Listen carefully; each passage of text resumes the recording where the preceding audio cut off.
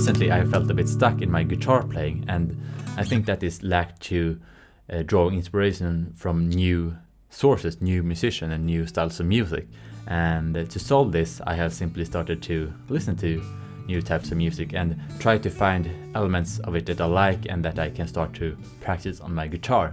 And quite recently I stumbled upon a song called Best Part of Me by Ed Sheeran, and that is an artist that I think everyone has heard of, including myself, and I haven't heard too much of his songs, but from the songs I've heard I haven't really resonated with it. I mean, it sounds good, but it's not something that has captured me like other artists has, and I don't think he's bad or anything like that, quite the opposite, but sometimes everyone doesn't resonate with every artist, and that is why there are many artists in the world. That is really good that we have different flavors, but that's a sidetrack. The point is that I still wanted to go into this song, Best Part of Me, with an open mind and just see what happens. And first I looked up how we started, and it seems to just start up with basic chords like this, and then you add what I thought was a basic finger picking pattern to it, and then you were done. But the more I practice the song, the more I notice that there are elements to this playing that is really, really interesting and sounds really, really good, and it's something that I want to learn and incorporate in my own guitar playing and my own songwriting. And what I really think about when I say this is Ed Sheeran's finger picking skills, and I think there are two aspects to his finger picking skills that makes it really, really good and unique. And the first aspects are the dynamics. So the dynamics means that he alternates between playing quite softly and playing more intensely, and that makes it sound a lot more interesting. So compare it to me playing the song without any dynamics, completely straight.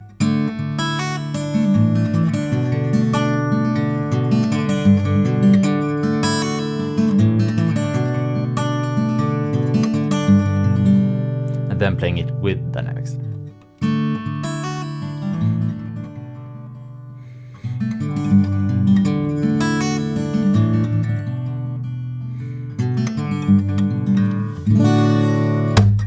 The first one is something that it sounds good, but it isn't really that captivating. But when you add those dynamics, it becomes so much more captivating. It's like that whispering effect. When someone whispers something to you, you listen more clearly, and I think that's really the case here as well. You'll start to, you just naturally start to listen more carefully, and it just makes it sound more interesting and fresh.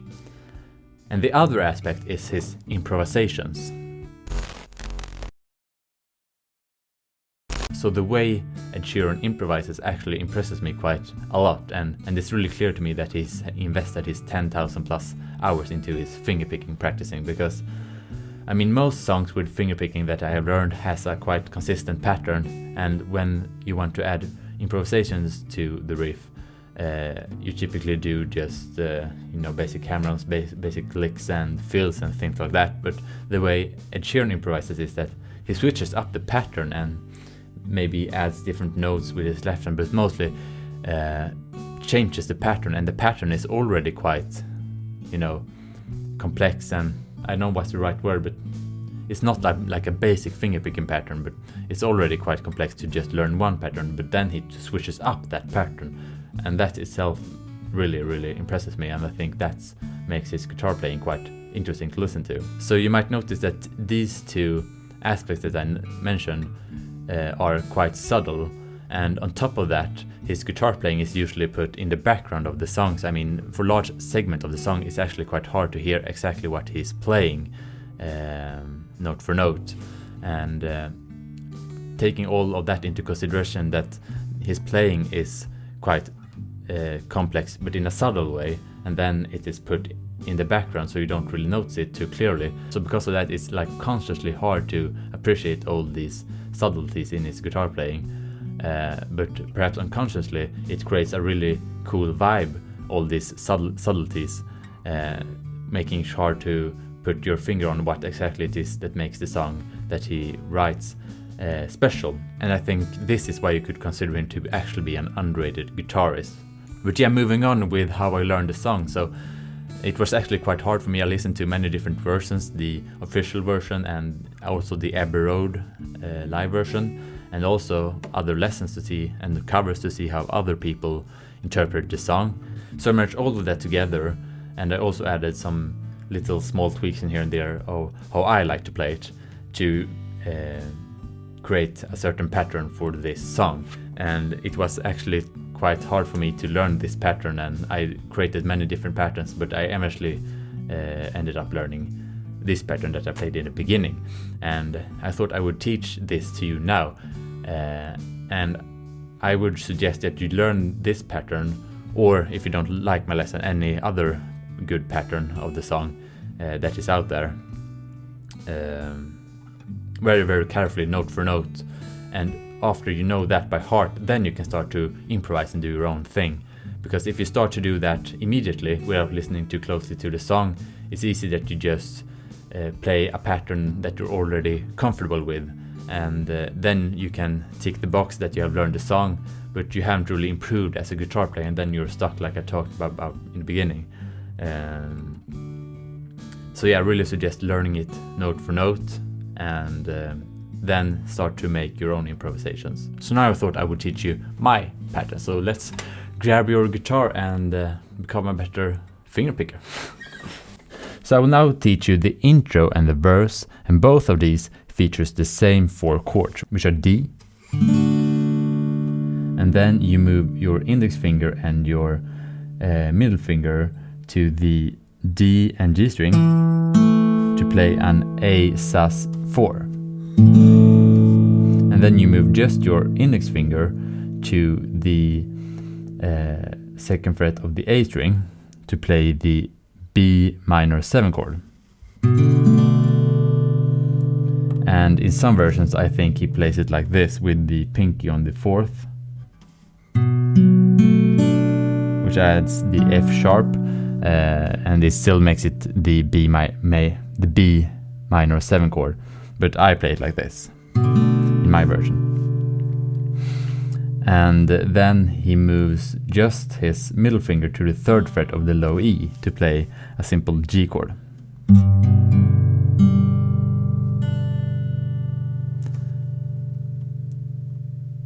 And notice that the ring finger stays at the same position for all of the 4 chords.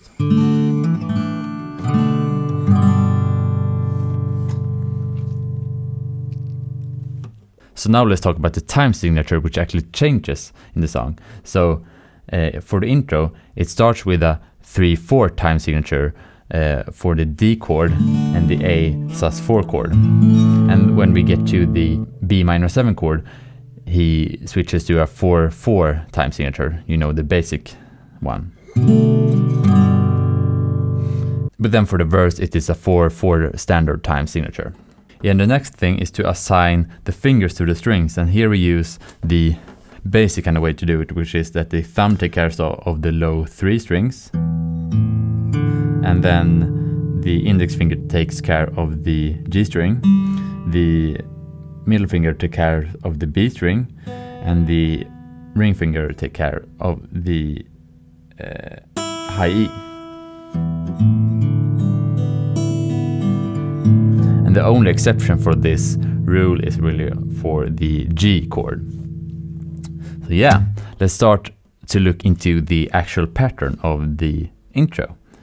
So since there are tabs on the screen, I will just play it slowly and not explain everything in detail.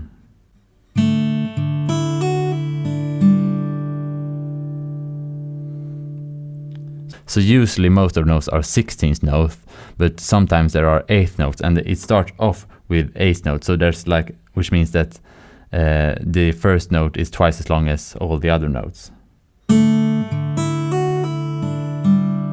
And then I noticed in the Abbey Road version that he played the open G string like this. So I added that in here just to make it a little bit more interesting.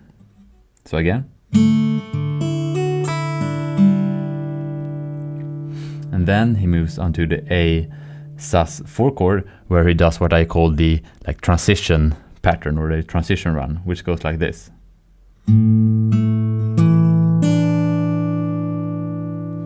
it's like thumb, index, thumb, and ring finger.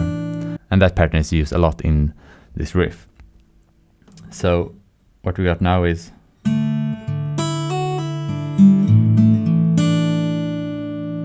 and then we get to the B minor 7 chord where he just runs it up and down. And here I really start to play it very, very softly, softer and softer the longer I get into the B minor 7 chord. So, and the 8th notes are on the B string and then on the D string.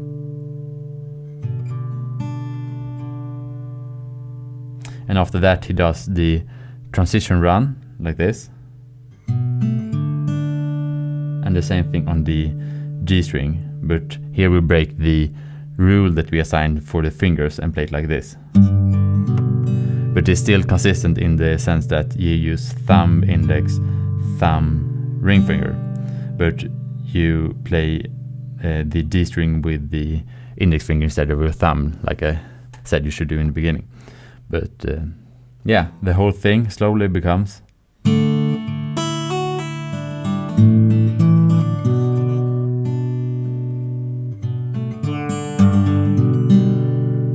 a little bit faster.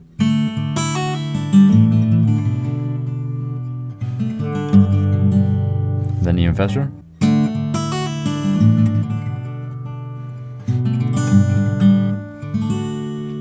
And then the second round is pretty much the same, but I switched up the D chord a little bit, so I play it like this. So I just play single notes and I don't play the D string twice. So again. And I don't lift up my index finger this time. It just felt more natural. And then it's all the same. So the other half of the intro then becomes this.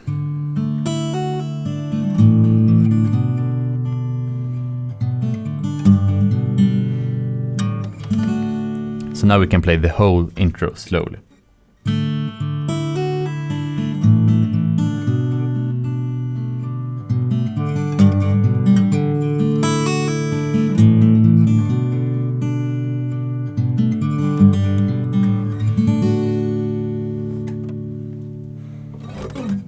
So now we move on to the verse, and the chords are the same, but the pattern switches, and the time signature is 4/4 all the time now, so we stay a bit longer on the D chord compared to the intro.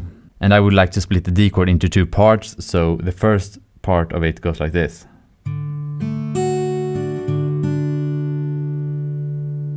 Again. And for the other part, we got the what I call the transition run, but we only use these three strings. So the thumb plays the same D string instead of alternating between other strings. So the whole D chord becomes, and then we do the transition run on the A sus4 chord, and then we get to the B minor 7 again, and here I play it like this. So, and again I like to split it up into two parts. So the first part is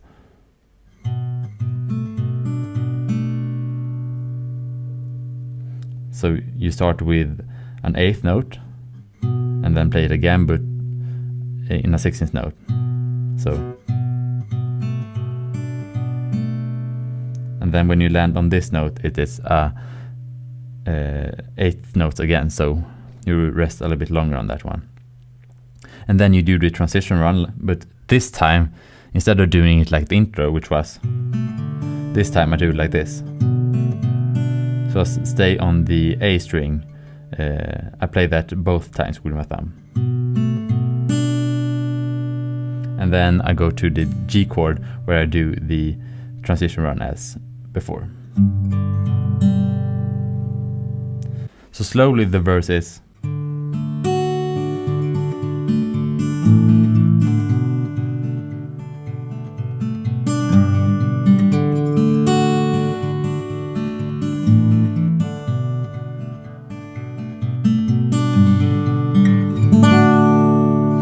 So you notice that on the B minor 7 chord, you really just alternate back and forth a lot, and that is a good way to alternate the dynamics quite a lot. So, you know, playing it softer and softer and softer. You know, like that. So, yeah. And one thing that can be hard is to play the intro and then directly play the verse, because you switch up the pattern a bit. So let's try and do that slowly.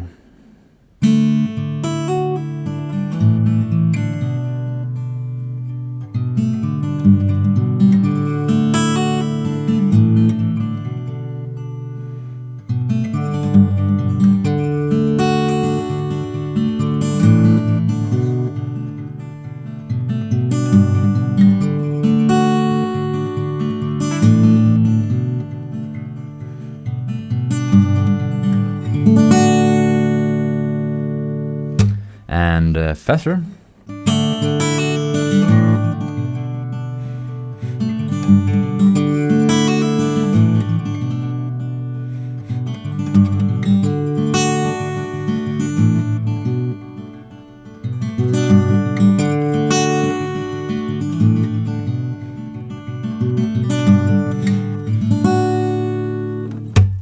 So again, to sum things up, I really recommend that you learn that exact way that I taught you there, just to, you know, get the general idea of how to play the song. And after you have gotten comfortable with that pattern, I suggest you start to experiment with your own, listening to the song, and maybe also create your own based on your own ideas.